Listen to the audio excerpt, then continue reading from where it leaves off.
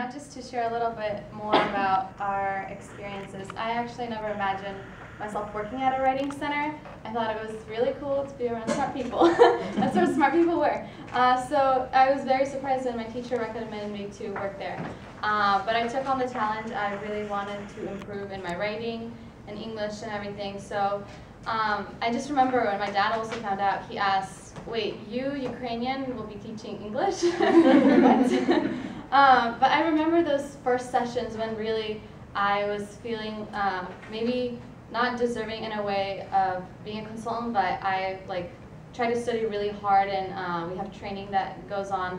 So those sessions when a non-native student would come into the writing center and then I would be working with them, I feel like we were both trying to learn English together.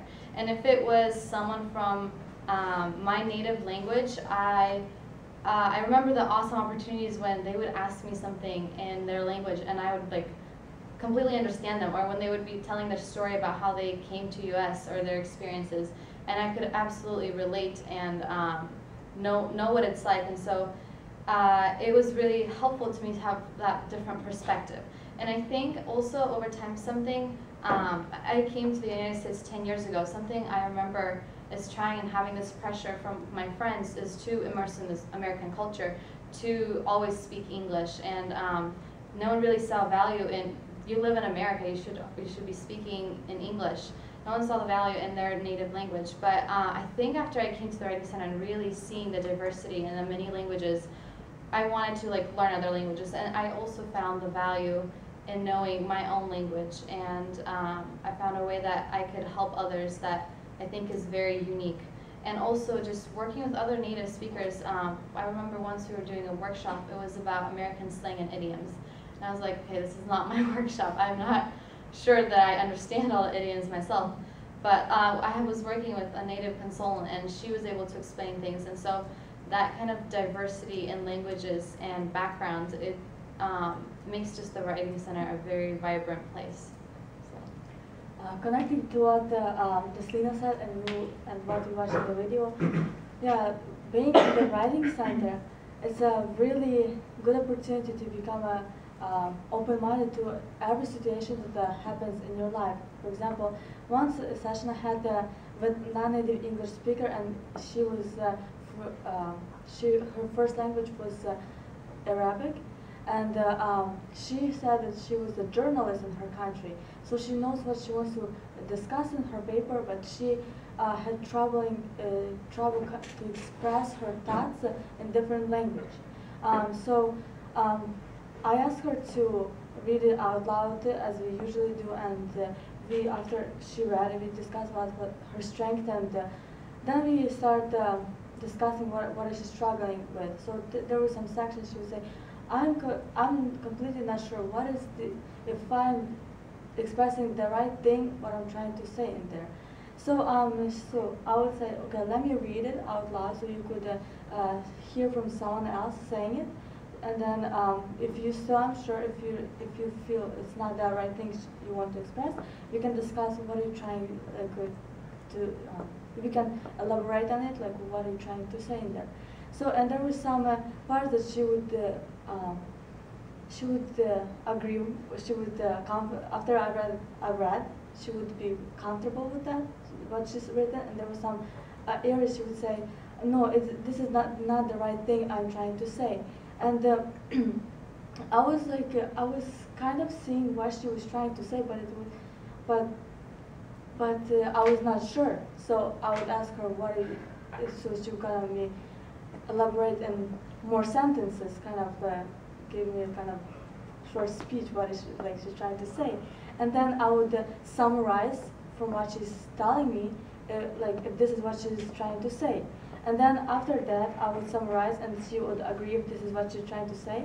She would make and go do some corrections on her paper in her own words. So it's so this kind of the situation really taught me that it's a really, Writing Center is really a place to be open-minded to different situations, and that that language is not just words, but a meaning, and to be able to understand the meaning, there you have to be open-minded to it. And being in diverse environment as we are in the Highline Writing Center is an opportunity.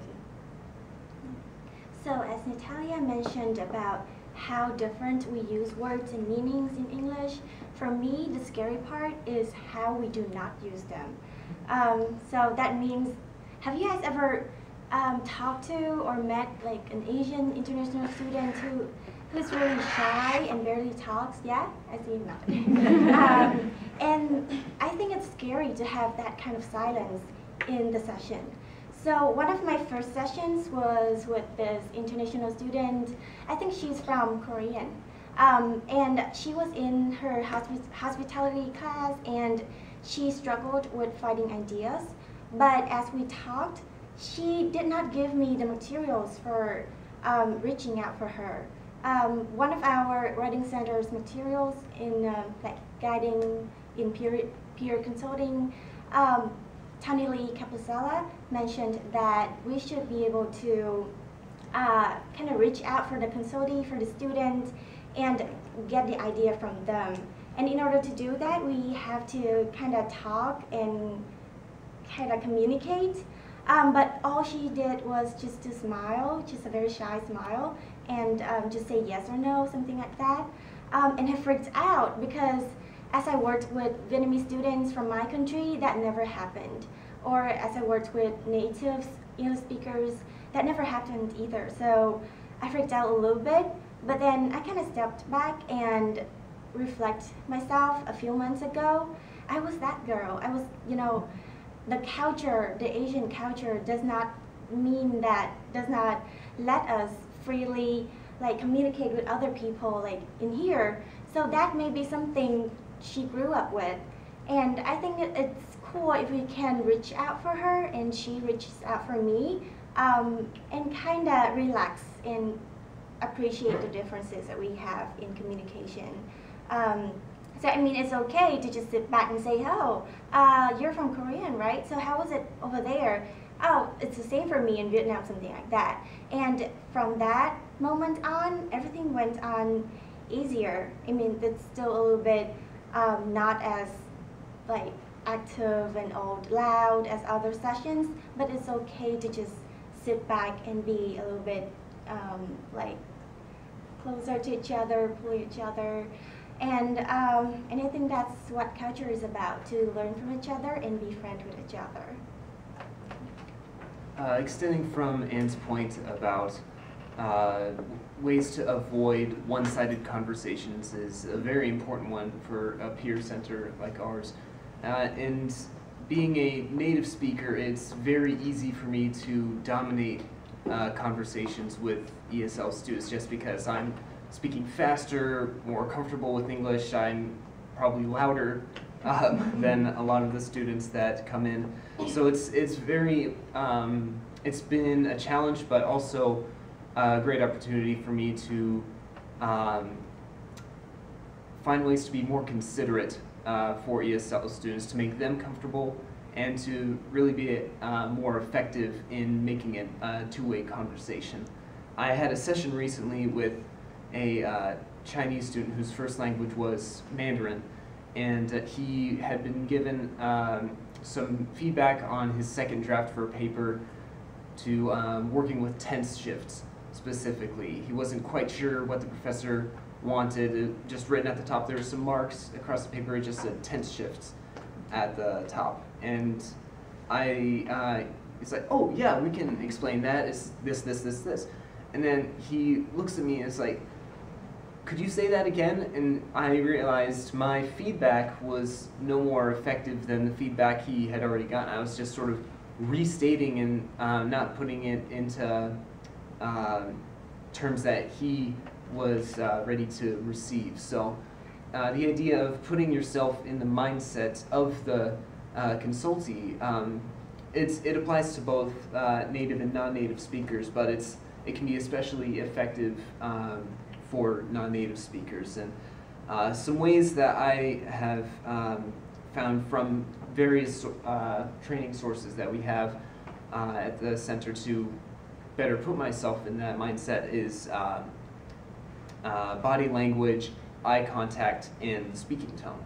If I'm able to see that the person is, body language is minimal, they're not making a lot of eye contact, and their speaking tone is hushed, that tells me that I'm not really being an effective tutor or consultant because I'm not allowing them to engage in the conversation. So by almost matching that, I'm able to start at their level and work with them to form a two-way conversation. To conclude, Anne mentioned Capicella, one of the big influences that we have in the center.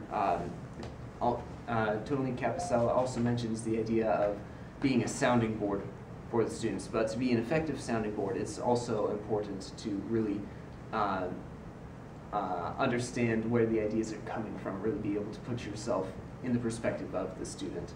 So it's been a really interesting and unique opportunity as a native speaker.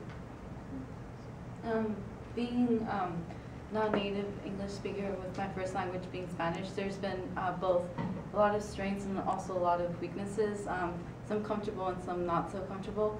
I'll start with the uncomfortable one. I remember after a session I went up to the front desk and one of my buddy's consultant was right there. His name is Dan, and so I was looking at the schedule and I was wondering who my next session was going to be, and it was this weird, different name that I've never seen before. It was like Arrows or Eros or something like that. And I was like, Dan, do you know anything about this consultee?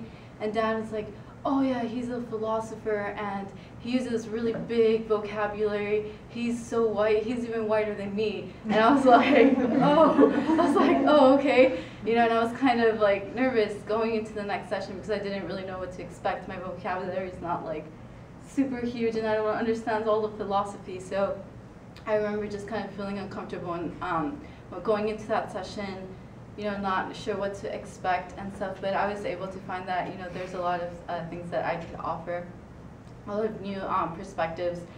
And then, but on the other side, like some of comfortable sessions that I've had that I just feel like going into the session I feel really comfortable is, and also like kind of apply my, apply that my first language is Spanish into the session. A student, she came in and she was Mexican, and she came in and I was reading her paper, and it was about food, and it was about authentic Mexican food. So I remember kind of like being able to really smell the food and really like even taste the food while I was reading it, just because her description was so real and so good. And everything was really nice. The only thing that I noticed was just her organization was off.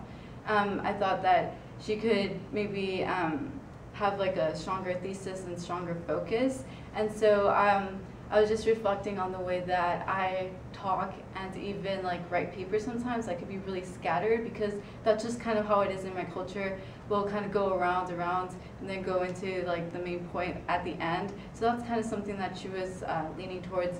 So being able to reflect and really think about, the way that I do things sometimes is a lot similar to the way that other people might be doing it, was really helpful for me to do. And as well as just being able to speak Spanish. If there's like, sometimes in one language it makes total sense, but once you translate it to English it doesn't make sense. So being able to, take that into consideration, I was really able to help facilitate that session in those areas. So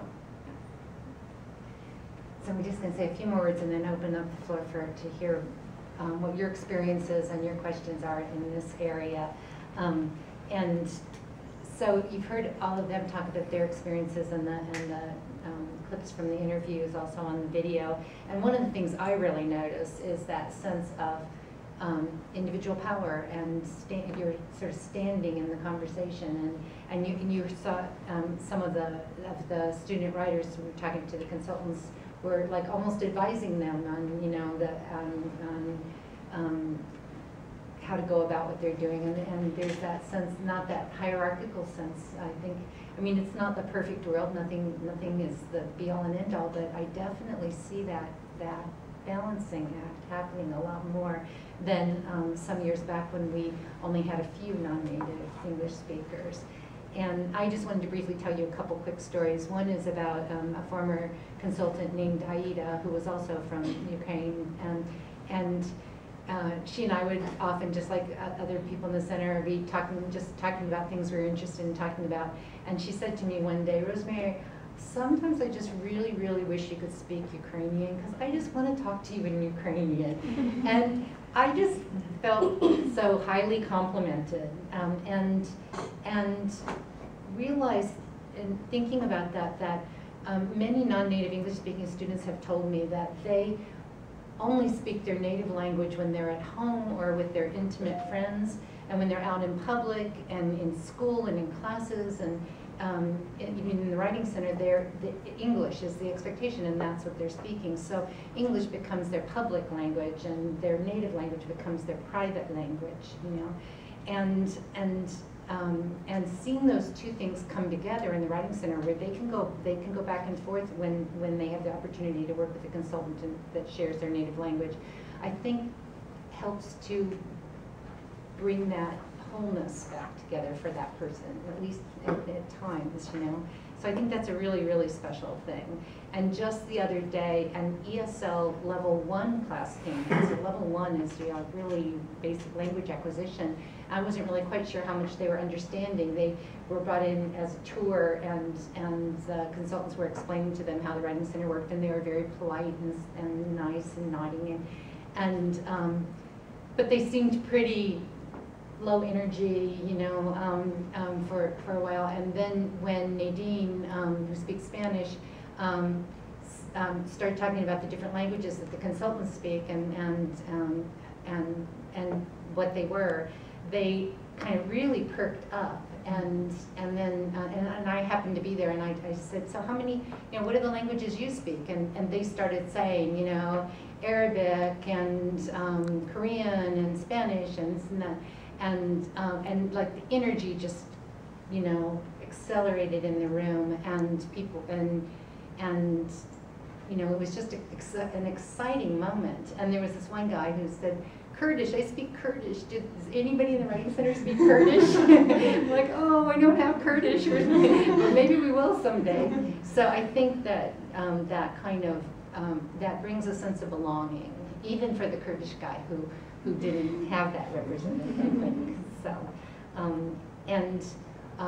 just one more little statistic I would tell you is that of our top, I'll tell you the top 10 language, like in terms of frequency of sessions that we serve, that we found English, and it's in this order: English, Somali, Chinese, Amharic, Korean, Vietnamese, Japanese, Russian, Arabic, and Spanish. And our consultants, we have 12 language represented among our consultants, and 6 of those 12 overlap with those top 10 languages. So, things work out nicely. And so part of the goal of our session is to kind of show how this works out nicely, and to encourage the idea in the writing center field of trying to move more in that direction. And this is a different kind of multimodality that we're talking about, instead of the technology aspect, really the cultural and linguistic aspect. So, what are your questions and comments, and let's let Anne call in people, since you're right in the middle. Right. So you can. Yeah, I was wondering if your writing center does anything to like advertise or publicize when consultants with different language backgrounds are working, so someone who is Ukrainian knows to come in when you're working, say, or something like that. I guess I'll answer. We don't do specifically that. We just, when we promote ourselves, we do say that we're multilingual. And if students come in who make appointments and they ask to work with someone their own language, and they usually, like, with sessions, they get to know people, or like they see like cultural resemblance. So they ask, and then they schedule sessions. But it's really interesting because also we have students, for example, that would want to work with Ukrainians because they, for example, speak Ukrainian, but others that don't want to work with Ukrainian consultant because they think they want to learn English. And so they have that choice, and it's pretty cool. Mm-hmm. Oh, right here, I'm sorry.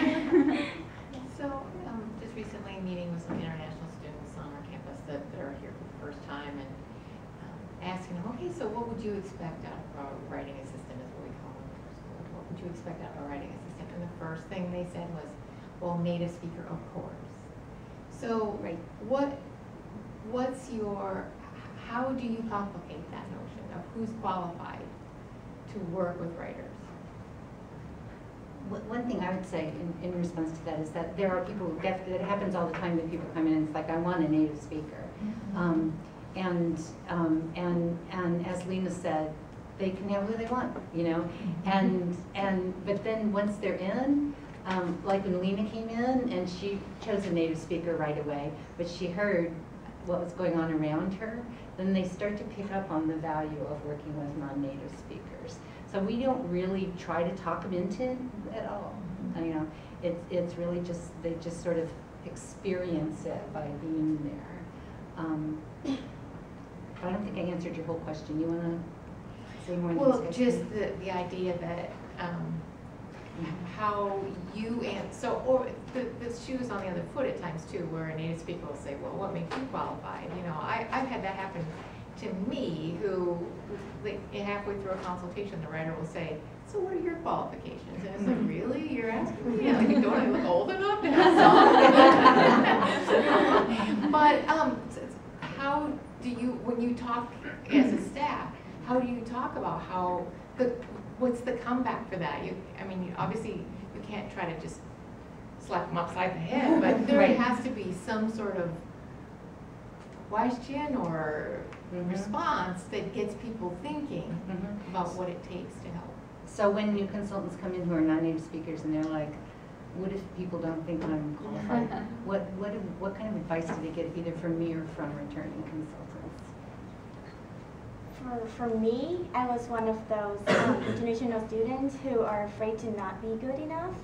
And I was thinking, just like Lena, your dad said that, oh, you're Ukrainian, how do you teach English?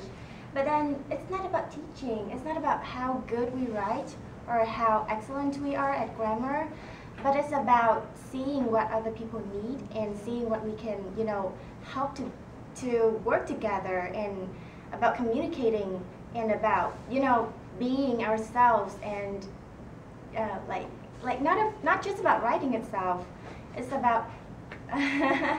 So I have a follow-up. Did you understand that before you applied, or did you gradually come to have those words after? I actually came to know that after. So I was just applying out of like, okay, I'm just gonna apply to see what's gonna happen, because, you know, I was still worried until now. But then, you know, sometimes I have to talk to myself out of it and to talk to other people, and it's really cool to talk to consultees and see if they're happy with my help. And they're like, no, you did a good job on like bringing out the idea inside of me. And it's not about perfection, it's not about teaching at all. And it's just... Yeah. When we recruit too, and I send out an email for, I recruit from English faculty and other faculty who assign a lot of writing. And so I've got my, you know, here's what we're looking for, and I emphasize diversity a lot, and I say we want non-native English speakers just as much as we want native English speakers. We want them to be fluent, but nobody, native or non-native, has to be perfect. And actually, it's funny because we were sort of joking last spring that now we have to tell people to be sure and send us native English speakers because we're getting so many non-native English speakers. And actually, and I'm sure you've experienced this too, Roberta, that some of the best consultants that I've ever seen are both native and non-native, who come to that interview like, can't believe they picked me, and how am I going to do this job? I'm not that good, or whatever, you know. And then that kind of humility kind of opens the door. And I learned this term when I was doing work on class issues for some reason, and it was about confident humility, or a humble confidence, confident humility, and that's kind of what we look for too. That the person has enough confidence to kind of put themselves forward, but they, you know, enough humility to know they don't know it all, and you know, and even some good healthy self-doubt, you know. So, but yeah, we do a lot in the beginning to say just what Anne was saying. It's not about knowing it. It's not about being an expert. You're not, you know, in fact, that's not your job. Your job is to be a peer and to have this conversation, and you'll be learning from them, and you can tell them that. And so, I think that works for the non-native. Oh, and I think it works for the consultants. Then for the students who come in, I think it seems to work most of the time. There are those who'll come in and they're just stubbornly like, no, you know, and we just let them, you know, do that. They're gonna pick a native speaker and stick to that. Then that's fine too. And kind of building off on what Anne, you were saying, like, you know, what they're looking for during like an interview too. And I actually was talking to my writing director about this, and like, you know, why me, right? And at first I was thinking, oh, it's like the English classes I've taken and probably like the good grades I've gotten in there. But she was saying like, no, I like the fact that you remember your ESL experience from when you were younger, and that you can relate to the students that come to you. And I like what you said about, you know, having that conversation when they have that silence. And I struggle with that too, just either somebody who doesn't speak maybe my primary language, but some other foreign language, and they just have that silence. And it's just being able to relate. It's like, hey, I've been there too, and you know, I want to learn more about your country, why we're similar, why your differences can, you know, bring more content into your essay. So I really like that. I just noticed we're over time, so we all done? Thank you so much. It was really nice.